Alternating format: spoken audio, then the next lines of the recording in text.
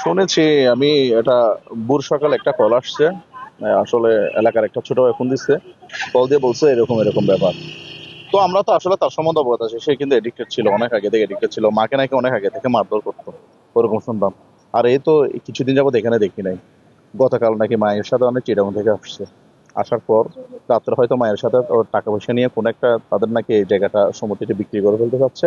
তো হয়তো ওই বিষয় নিয়ে, কারণ সে যেহেতু এডিক্টেড, সবসময় টাকা পয়সা নিয়ে তো ঝামেলা আগে থেকে করতে থাকলো। বাড়ির এমন কোনো জিনিস আসবাবপত্র নেই সে বিক্রি করে না, সবকিছু বিক্রি করে দিয়েছে।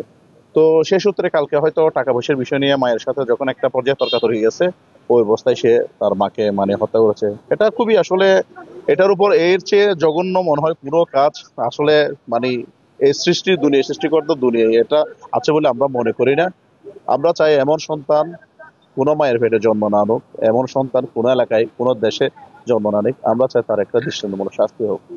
কারণ সে শুধু তার মাকে হত্যা করে, তাই সে এমন একটা খারাপ নজির সৃষ্টি করে গেছে, তার জন্য যারা অন্য মায়েরা আছে তারা সবসময় একটা আতঙ্কের ভিতরে থাকবে। একটা যদি নিজের মা, নিজের স্বয়ং নিজের সন্তানের কাছে যদি নিরাপদ না থাকে, তাহলে কার কাছে নিরাপদ থাকতে পারে? ওনার মৃত্যুতে আমরা খুবই শোকাহত, খুবই মর্মাহত। আমরা চাই তার দৃষ্টান্তমূলক শাস্তি হোক, এটা আমাদের কাম্য। আর এমন ছেলে পৃথিবীর কোনো বুকে কোনো মায়ের পেটে জন্ম না নেই। আমি চাই তার ফাঁসি হোক, কঠোরভাবে তার শাস্তি হোক। উনি আমাদের প্রতিবেশী। উনি খুব ভালো মানুষ ছিল, তিনি মারা গেছেন আর কি। ওনার ছেলে এডিক্টেড, অনেকদিন ধরে মাকে বাবাকে নির্যাতন করতো, আমরা দেখছি, আমরা জানি। নির্যাতন সহ্য করতে না পেরে উনি আর ওনার হাজবেন্ড মেয়ের বাসায় চলে গেছিল চিটাগং। ওখান থেকে কালকে হয়তো কোনো কারণে আসছে বাসায়, বাসায় এসে ছেলের সাথে তর্ক হয়েছে। তর্ক হওয়ার পরে ফোন করছে আর কি। ছেলে এডিক্টেড, অনেকদিন যাবত এডিক্টেড, এটা আমরা জানি। হ্যাঁ, ঘটনার বিচার চাই আমরা। ছেলে মাকে খুন করছে, এটা তো অনেক নিকৃষ্ট কাজ। এটার বিচার চাই, ছেলের ফাঁসি চাই।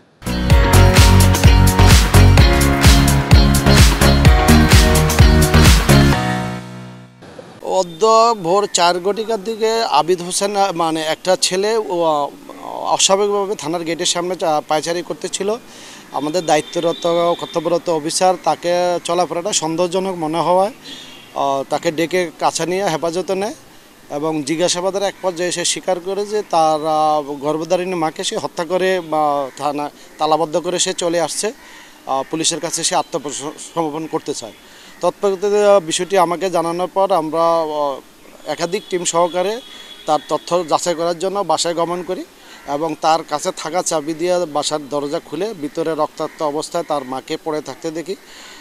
তখন আমরা লাশের সুরতহাল সহ যাবতীয় কার্যক্রম পোস্টমর্টমের জন্য মর্গে প্রেরণ করা হয়েছে এবং আবিদকে আমরা আমাদের কাস্টোডিয়ানে নিয়ে নিছি।